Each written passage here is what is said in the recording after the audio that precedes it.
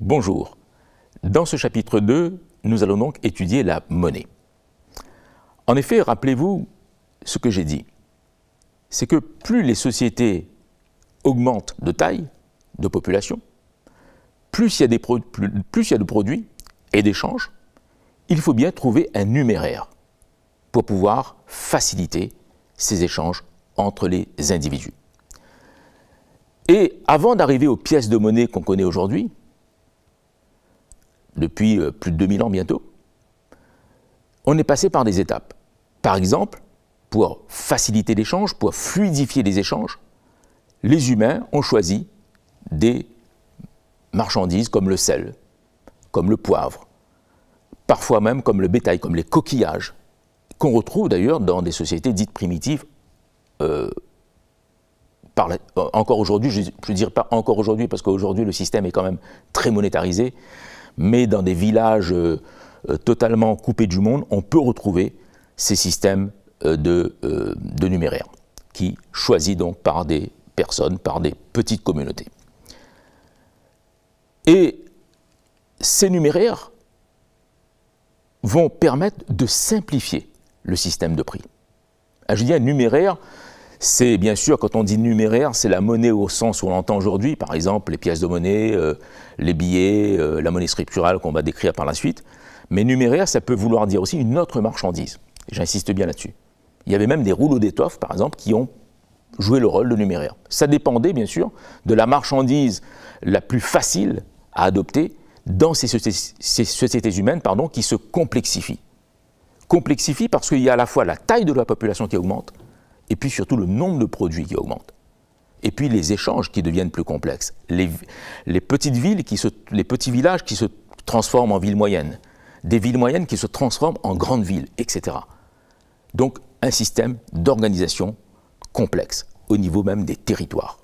Il faut bien comprendre comment finalement a émergé la monnaie, très progressivement. Et les pièces de monnaie, bien sûr, existent depuis déjà plus de 2000 ans. Donc je veux dire, on est quand même passé par différentes étapes avant d'arriver aux pièces de monnaie en cuivre, au départ d'ailleurs, souvent, en argent et en or, avec les lingots. Donc la monnaie, dans une section 1, on verra, va simplifier le système de prix. Rappelez-vous ce qu'on a dit avant. On avait dit, dans le système de troc, on prend N biens et on dit simplement N égale 1000. 1000 biens. Rappelez-vous, ça donnait combien de prix à calculer? 499 500 prix à établir. Impossible. Déjà, avec 50 biens, c'est déjà compliqué. Avec 5 biens, comme on l'a vu, oui, ça peut se jouer. Mais avec 50 biens, c'est déjà un peu compliqué. 1000 biens, ce n'est pas grand-chose aujourd'hui pour nous. Et regardez, l'émergence de la monnaie, justement, a permis de simplifier l'échange. Tout simplement parce que, désormais, lorsqu'on veut une marchandise, on apporte en échange une pièce de monnaie. Ou des pièces de monnaie. Et donc, rappelez-vous la formule, un petit peu compliquée, n facteur de n-1 sur 2, qui donnait pour 1000 biens 499 500 prix à établir. Là, aujourd'hui, avec 1000 biens, nous avons simplement 999 prix à établir. C'est très simple. Vous allez acheter un sandwich, vous donnez de la monnaie. Vous allez acheter une voiture, vous payez par chèque ou par carte de crédit, etc. Vous voulez vous procurer un billet d'avion, vous payez avec ce numéraire qu'est la monnaie par carte de crédit, par exemple, etc. Tout ça, ce sont des moyens, bien sûr, qui font circuler ce qu'on appelle, ce qu'on verra par la suite, la monnaie scripturale. La monnaie scripturale, c'est celle qui est dans nos comptes bancaires à nous, qui est différente de la monnaie fiduciaire. La monnaie fiduciaire, c'est les pièces de monnaie et les billets de banque. Voilà. Donc, on voit que la monnaie, et ça, vous le notez, a un pouvoir libératoire instantané, permettant de libérer les échanges. Pourquoi on dit libératoire, au fond? Libératoire parce que lorsque je vais chez un commerçant, lorsque je vais acheter une chemise ou un pantalon, il n'y a plus qu'à remettre de la monnaie pour l'avoir. Donc ça va libérer l'échange immédiatement, instantanément. Rappelez-vous l'exemple du vendeur de canard, du propriétaire de poulet qui voulait vendre ses poulets, se procurer un canard. Comment ça pouvait être extrêmement complexe d'échanger un seul bien contre un autre bien. Imaginez aujourd'hui quels seraient les files d'attente si nous devions négocier dans nos supermarchés un bien contre un autre bien. C'est impossible, bien évidemment. Et donc, ça veut dire libérer tout de suite l'échange. Je donne de la monnaie et immédiatement, j'ai le bien et j'en deviens propriétaire.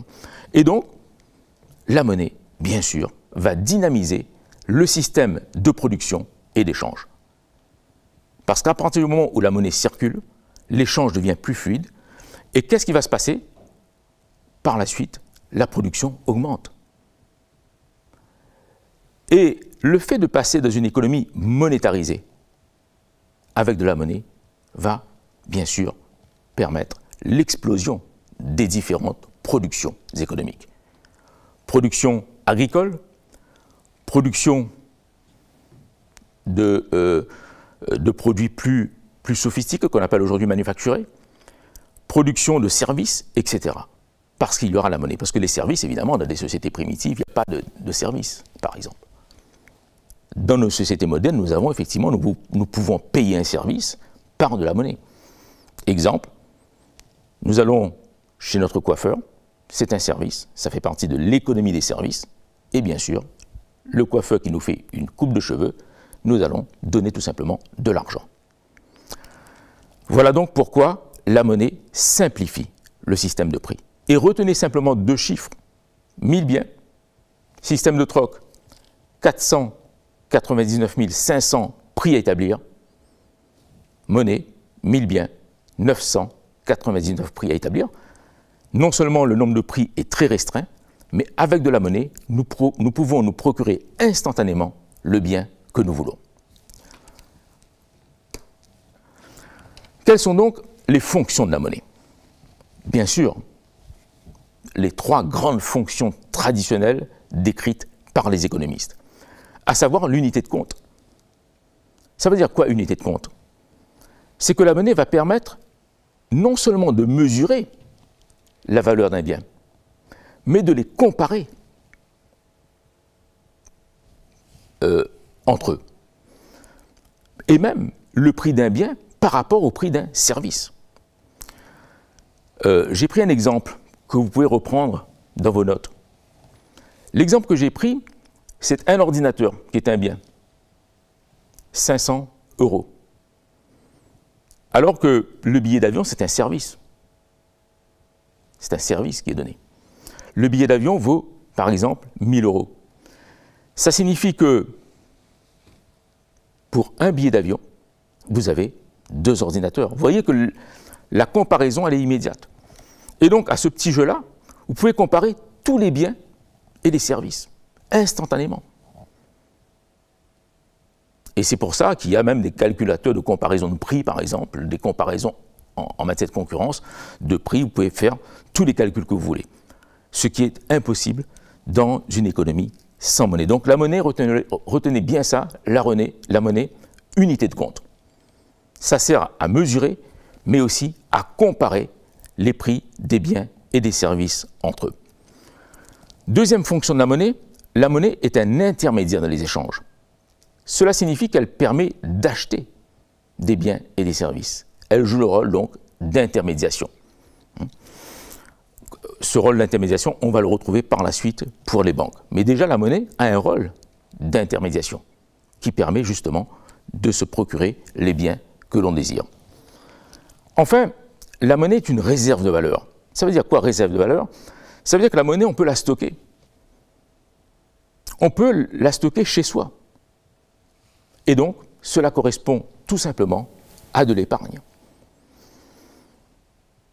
Évidemment, lorsqu'il y a inflation, cette épargne que nous avons dans nos banques, ou à l'époque, il y a 2000 ans, quand il y avait de l'inflation dans les sociétés plus anciennes que les nôtres, l'inflation n'avait pas un rôle positif parce que l'inflation entraînait bien évidemment l'érosion de notre pouvoir d'achat.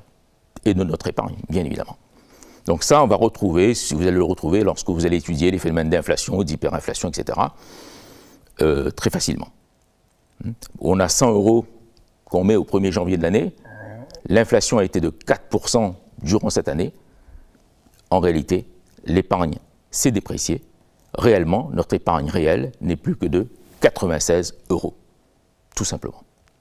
Voilà, au fond, quelles sont les grandes fonctions de la monnaie qu'il faut retenir et surtout s'imprégner de ces notions.